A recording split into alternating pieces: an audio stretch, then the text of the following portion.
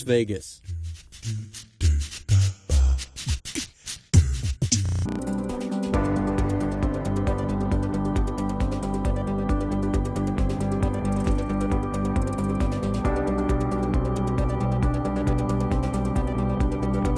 Good evening and welcome to a Vegas PBS election special. For the next 30 minutes, I'll be moderating a debate featuring the Democratic and Republican candidates running in Congressional District Number 4. The candidates will be making opening and closing statements. They will respond to questions that I will ask of each candidate.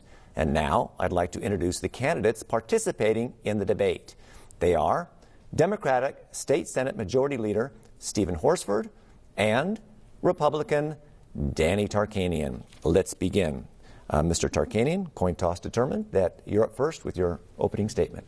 Well, thank you, Mitch, and thanks PBS for hosting this debate and giving the voters an opportunity to hear from their candidates on the important issues that are going to affect our community.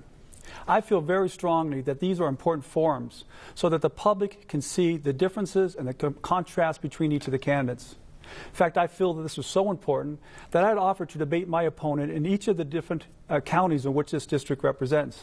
As many of you know, this is the largest and most diverse district in the whole state with a lot of different interests. And I thought it was important to get out in front of each of those communities and to talk about the important issues that were there. Unfortunately, my opponent declined to do so. However, we're going to talk about those issues today. Over the past 9 months, I've traveled throughout this district. I've talked with the people from these communities. We discussed the issues that affected them and some of the solutions that we hope to solve. I look forward to talking about those solutions to you today, and I appreciate you watching. Okay, thank you. Senator Horsford, your opening statement. Thank you, Mitch. And to all the viewers, thank you for PBS for sponsoring, to our families and constituents from Congressional District 4. You know, there really are clear choices in this election, and I am glad to be here to talk about the differences between me and my opponent. But let's be clear, this election is not about me, and it's really not even about my opponent. It's about all of you at home. Those of you who are worried about keeping the job that you have, I will fight every day until everyone who wants a job has a job. Those of you who are worried about the declining home values in our community, I will work hard every day to restore those values.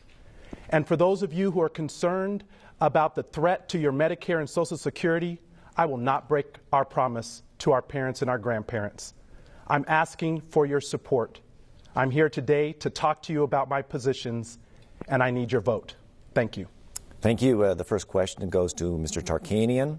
According to the Las Vegas Sun, you supported the Arizona crackdown on illegal immigrants in 2010, which included the profiling of Hispanics by police. You were quoted in the Sun as saying that you would deport illegal immigrants, quote, whenever we catch them. How do you explain this position to the 27% of the people in CD4 who are Hispanics? Well, I think it's very clear. First of all, what I stated to the Las Vegas Sun was this.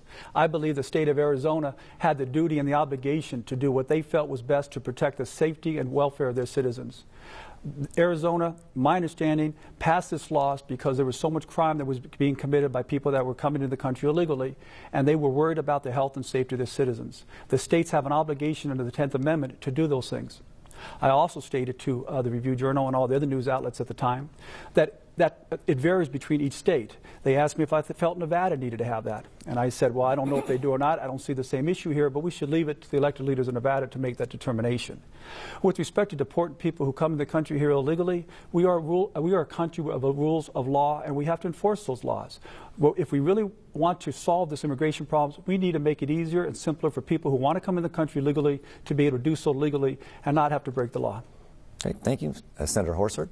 This is one of the issues where there is a very clear choice between me and my opponent. My opponent said he actually loved the Arizona anti-immigration law. And if he had his way, he would have allowed it to come to Nevada. This is a law that was opposed by the Chamber of Commerce, by the Nevada Development Authority, by the Resort Association, the Latin Chamber of Commerce, and others. I joined with those business groups because they were concerned that that legislation, that anti-immigration Arizona law, would have cost hundreds of conventions and would have cost thousands of job losses here in our community. Now, I believe we need comprehensive immigration reform. We need tough border security, and we need a comprehensive immigration policy because we are a nation of immigrants and a nation of laws. I support the DREAM Act, and I will work hard to make sure that young people who were brought here at no fault of their own are able to go on to college or serve in our military. Thank you, Mr. Tarkanian. You have 30 seconds to rebut. This is another example of what you're going to see the rest of the night.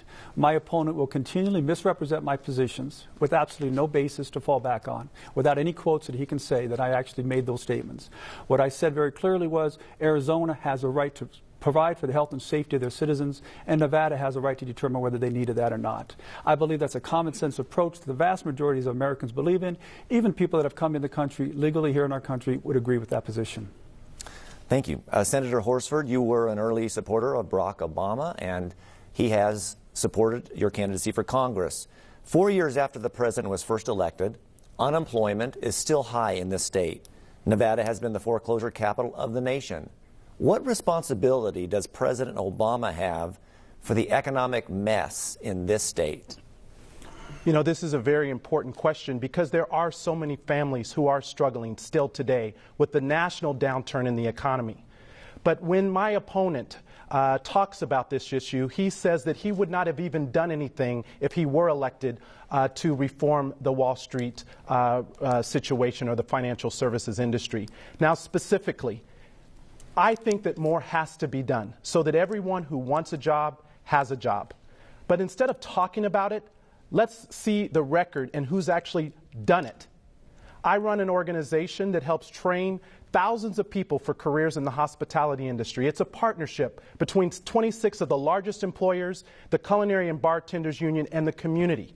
We work to make sure that people who want the training and the education receive that, and those who want to upgrade their skills. I will continue to work so that the 150,000 Nevadans who are still facing unemployment get the opportunity to have a secure job. It's what I've done, and it's what I'll continue to do. Senator Horsford, let me ask a follow-up again. What responsibility does President Obama have for the economy of this state right now? We all share in the responsibility to do everything we can to create jobs for those who need them.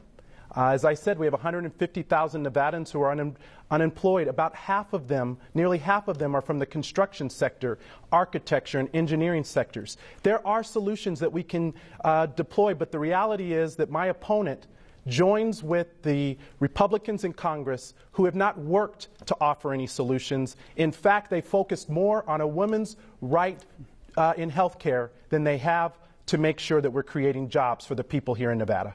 Okay, Mr. Tarkanian? As I told you before, here he goes again, misrepresenting my positions. You're going to see that a lot from him today. You know, quite frankly, my opponent said one thing that was accurate. We need to look at the record, and we need to look at what my opponent's record is as a majority leader in the state Senate.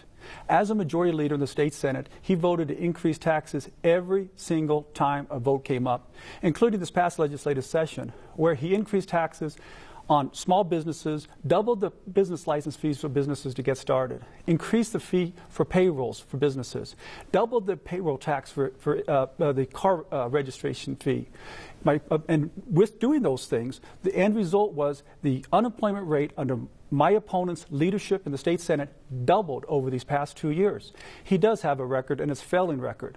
And as a result, he has to try to divert the attention away from his record and continually misrepresent what I stand for. Senator Horsford, your rebuttal? I'm proud of my record, both in my private sector employment as well as in my role as a state senator, actually working together across party lines to get things done that need to get done. I worked with Senator Joe Hardy to co-sponsor legislation that helped create thousands of jobs in the construction sector. We eliminated the payroll tax on businesses with payroll under $250,000. So my opponent is misleading. He's not accurate. I have a strong record. He does not. Thank you. Next question goes to Mr. Tarkanian. This has to do with Social Security. In a 2012 interview with Nevada News and Views, you said Social Security, quote, should be privatized into individual private accounts. If you support allowing individuals to divert a portion of their Social Security payroll taxes into a personal retirement account, how do you protect current Social Security recipients? Well, first of all, we need to provide for the full Social Security benefits of people that are close to getting to the retirement age. There has to be a buffer zone between when we would allow people to either opt out and use a private investment of their Social Security money or go into the system that's currently available right now. And we would do that by decreasing and eliminating some of the wasteful government spending that's already out there. I believe very strongly that we've made a promise to our people that when they paid into the Social Security fund, they're entitled to that fund. But I also believe in the individual liberties and freedoms that have made our country the greatest country in the history of society. And those individual liberties and freedoms mean that we should be able to pick and choose how we want to invest our hard-earned money and allow us to have the opportunity to reap those rewards when they're done. Now, my opponent and I have a difference of opinion. My opponent thinks government has a better role in determining how we should invest our money. I believe it's us as individuals do. Okay. Senator Horsford? Yes. My opponent wants to privatize Social Security. I will work to protect and preserve it, period. Let's talk about what Social Security really is. This is replacement income for individuals who paid into it over a lifetime and who are entitled to it when they need it. My opponent he said that he would allow Wall Street to determine whether or not people have Social Security in place. Had we allowed that to happen under the Bush administration, we've seen what it's done to the housing market. Just imagine what that would have caused to so many people who are dependent upon Social Security. He also wants to turn Medicare into a voucher program. He says that the Ryan budget was a good place to start. Well, if that's a good place to start, it's where Medicare will end. I will protect and preserve it. He wants to turn it into a voucher. Mr. Tarkanian? My opponent won't be able to finish an answer without misrepresenting my positions again. In fact, if there was a new job created for every misrepresentation my opponent has made about my policy positions, the unemployment rate wouldn't have doubled here in Nevada under his leadership. I've never said those things. Quite frankly, I believe that us as individuals know what's best for our investment of our money, and we should give us the opportunity to do so. We don't need government telling us that. Okay, thank you. Senator Horsford, you have the next question. During the state legislature, you worked to close tax loopholes and eliminate tax deductions for the mining industry. You advocated the elimination of the industry's tax protections enshrined in the state constitution. What is going to be your position on mining as a congressman, given the fact that mining is huge in Lyon, Nye, and White Pine counties that are now a part of your congressional district? Thank you, Mitch. Before I answer that question, let me clearly state my opponent's position. Last week in our debate, he said that the Ryan budget was a good place to start. The Ryan budget supports turning Medicare into a voucher program. And that's what my opponent stands for. That's what he says that he will work to represent. I will work to protect it. Now, on the issue of mining, this is a very clear example, actually, of how I have worked to make sure that our tax policy is fair and it is equitable and that it is transparent. We made sure that there were deductions that were being taken on the net proceeds of minerals for out-of-state expenses. Those deductions were no longer allowable so that we could fund schools here in our communities. I continue to enjoy the support of the mining industry, however, because I understand how important they are as a key industry in our state and the jobs that they provide to so many small communities throughout Congressional District 4. Thank you. Mr. Tarkanian? My opponent's record is very clear on what he thinks about taxes. He's voted to increase taxes on every single vote that has come before him as a state legislator for the past 8 years. And that wasn't enough. He wanted to raise taxes another $1.2 billion this past legislative session and tried to bully his way through. Fortunately enough, Governor Sandoval wouldn't stand for it, and he would veto that proposal. Now, with respect to the Medicare, because my friend would like to deter again his failed policies, the only person who wants to gut Medicare is my opponent, and he does it by supporting Obamacare. Obamacare had gut $716 billion out of Medicare right off the bat. It appoints 15 unelected bureaucrats to become involved to determine what kind of health care seniors should have. I have promised, in a written statement and right here today, that I will not take away any benefits of current Medicare employees. I know how important it is. It's important to my father, and I will not cut them, different from my opponent. Senator Horsford, you have the last word on this. Well, again, my opponent is not being very clear or honest on his position on Medicare or his support for the Ryan budget. And when he talks about the revenue increases to save our schools, those were agreements that were reached in a bipartisan way that actually were signed by Governor Brian Sandoval, a Republican. So I understand what it's like to actually govern because I've been elected. My opponent has run now 4 times, and each time the voters have rejected his ideas and his extreme positions. Thank you. The next question goes to Mr. Tarkanian and is on the subject of Yucca Mountain. As you know, is in your congressional district. A lot of people in Nye County, which is also in congressional district number 4, support Yucca Mountain as a repository for high-level nuclear waste. You've gone on the record as saying you want to double our dependence on nuclear energy to 40%. Does that mean you support some of your constituents in their desire to open up Yucca Mountain in order to store the waste that will be generated if we up our dependence on nuclear energy to 40%? Well, again, Yucca Mountain, what I've stated over and over again is we cannot continue to fund the important social services that we have here in our state with the taxes that we have on the current industries. We need to diversify our economy. And we have to look outside the box, and we have to do something that can help diversify our economy. We have spent $12 billion to do the studies and do the infrastructure at Yucca Mountain. I believe that we should do something to help diversify the economy there and utilize that as another industry. I suggest to turn into a reprocessing facility of nuclear spent fuel. That would bring in $1 billion new revenue. If the people of Nevada don't want that, we can turn into the largest data storage facility in the whole country. In fact, there's some suggestions about doing that right now, but at least it would create some more jobs there and some more tax revenues for the people of Nevada. If that doesn't work, we can turn to the largest military training facility. But let's do something to create more jobs here because that's the most important issue in this campaign. Senator Horsford, your response? Yes, my opponent just talked about using nuclear waste as an economic diversification strategy for the state of Nevada, something that our governors, regardless of party, and our entire delegation is opposed to. This is dangerous, it's bad for business, it's bad for our communities. Now, what we can do to diversify the economy is to support the economic diversification plan that I worked with Governor Brian Sandoval on last session, which identified 7 key industries that we could grow Nevada's economy for the 21st century, in IT, in manufacturing, in healthcare, in renewable energy, for example. But in order to do these things, we have to make the right choices, like making sure that there's a world-class education for every child and that we're making our colleges and our state universities available for people who want to be trained and educated. My opponent doesn't have a clear plan on economic diversification. I've worked with the governor and others to create one for the state of Nevada. Thank you. Mr. Tarkanian? As my opponent is trying to talk the talk, he can't walk the walk.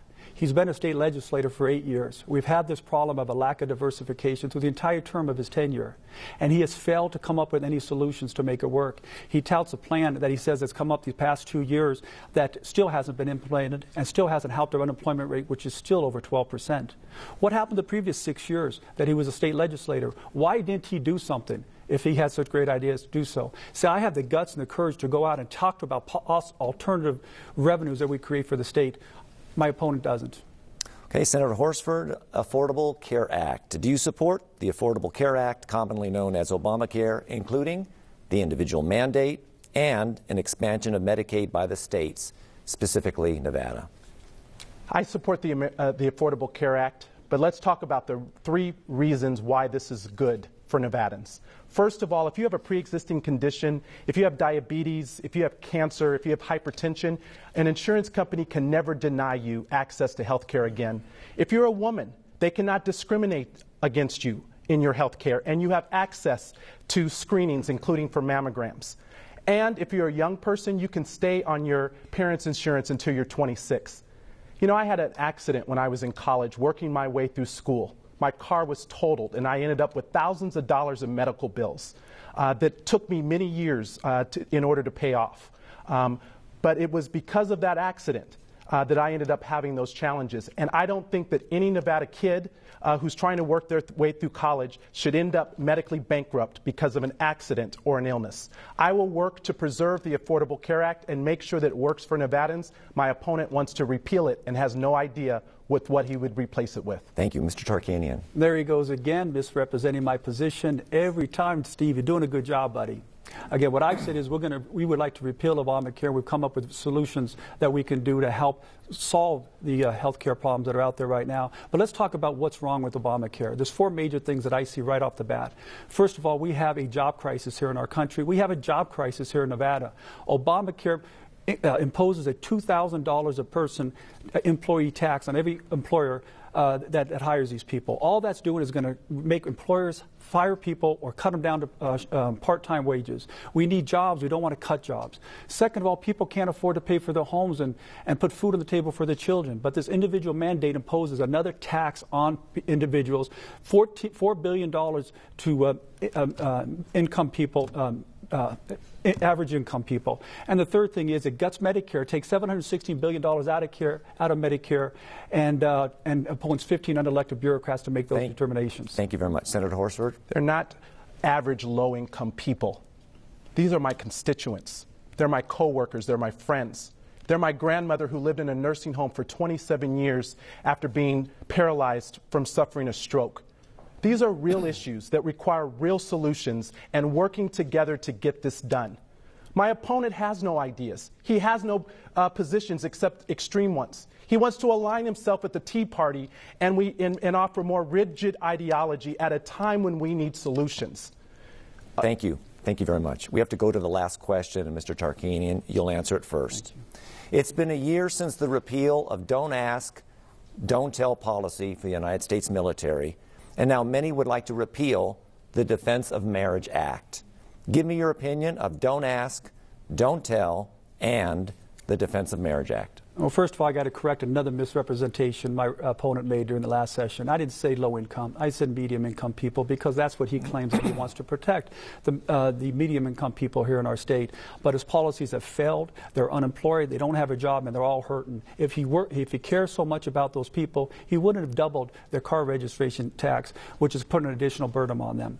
With respect to the Don't Ask policy, I believe it should be left up to the military brass to determine how best to run the military, and I would support that completely. With respect to the Defense of Marriage Act, I believe that should be a state issue, and the state should determine how that they want to, the laws that they want to have for those states. I'm a big believer in state rights. Okay. Senator Horsford? I support marriage equality for all people. And I also agree with the repeal of Don't Ask, Don't Tell. But look, my opponent just talked about it again. These people, middle income, low income, how about we represent every Nevadan? Every person in Congressional District 4, businesses and individuals alike. I have the experience of getting things done that need to get done. My opponent does not. He has a $17 million judgment hanging over his head, and I ask the voters, can we really trust someone to represent us who can't handle his own personal affairs? Okay, and Mr. Tarkanian. You know, talk about not handling your own personal affairs. My opponent 15 times during his adult life has failed to pay bills that he had and was either sued on or went to collections. One time he had an arrest warrant because he wouldn't pay for a traffic ticket, but at the same time he gave a $500 donation to Dario Herrera, who was later convicted for bribery. That's really taking care of your personal bills, isn't it, Mr. Horsford? Okay, we come to the end of the debate for closing statements by the candidates, and Senator Horsford, you're up first. Thank you very much for tuning in tonight. Thank you to the sponsors and to PBS and to all of you. This election is about your future. It's about who's going to fight for you and who gets it. I get it. I get that if you are worried about a job, you want to elect someone who is going to fight every day to help you get one. I get it that you're worried about your declining home values, if you've been able to stay in your home at all. I get it that you're worried about these extreme positions that may break our promises for Medicare and Social Security, and I will work to preserve and protect it. I'm asking for your support tonight because I want to represent you, those in the middle class who need a voice in a process that is broken in Washington. There's too much gridlock there already. And we can't send someone who will represent more of the same rigid Tea Party ideology. My opponent said he would caucus with the Tea Party. How is that putting you first? Thank you very much. Amazingly, my opponent even has to misrepresent my positions in the closing statement. Really unfortunate. But what would you expect from a failed record that he has as a state legislator. First of all, I want to thank all the viewers for watching this and giving us the opportunity to talk. It's great to have the opportunity to refute his basic claims that he keeps saying. Listen, our country's at a pivotal time in our history, and we're going to go down one or two paths. Mr. Horsford has shown what path he wants his country to go down. Higher taxes, more government intervention, more regulations, less work, and more foreclosures. And that's his record as a state legislator. Instead, I've come to you with real solutions to the serious problem, common sense solutions, not extreme positions like my opponent. I ask you, when you go to the polls in November, please consider supporting me and casting your vote for myself so I can represent you in Washington, D.C. Thank you very much. Thank you. We've come to the conclusion of the program. I'd like to thank Democratic State Senate Majority Leader Stephen Horsford and Republican Danny Tarkanian for participating. And thank you for watching. Good night. Thank you.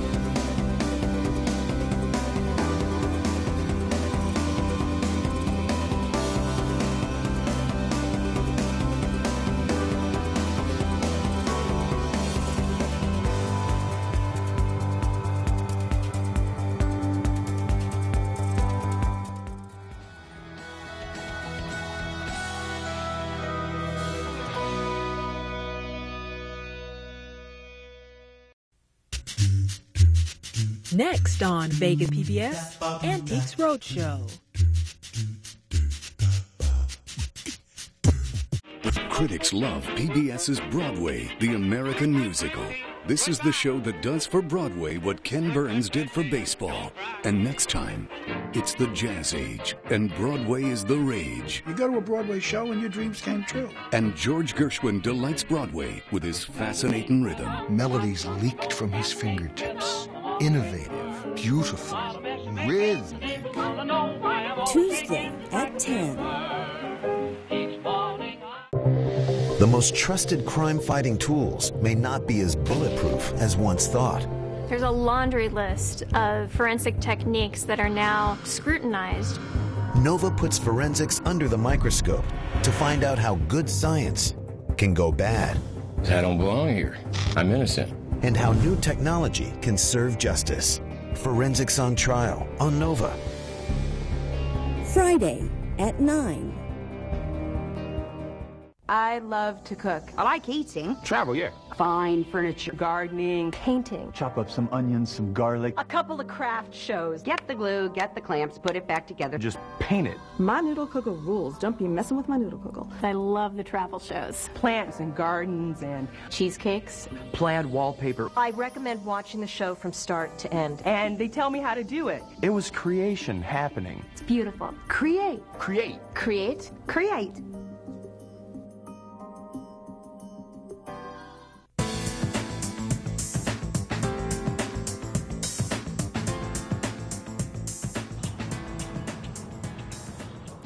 Itchy, watery eyes, runny nose, sneezing.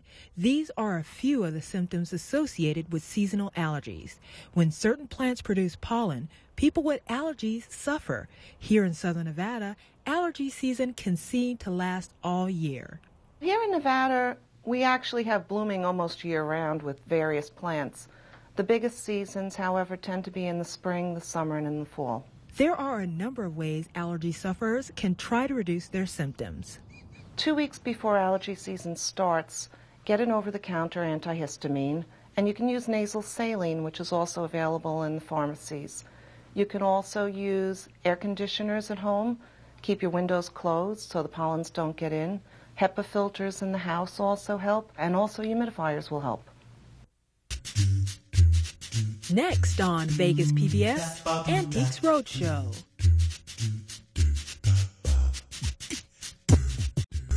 You're watching member-supported Vegas PBS Rewind, KLVX, Las Vegas.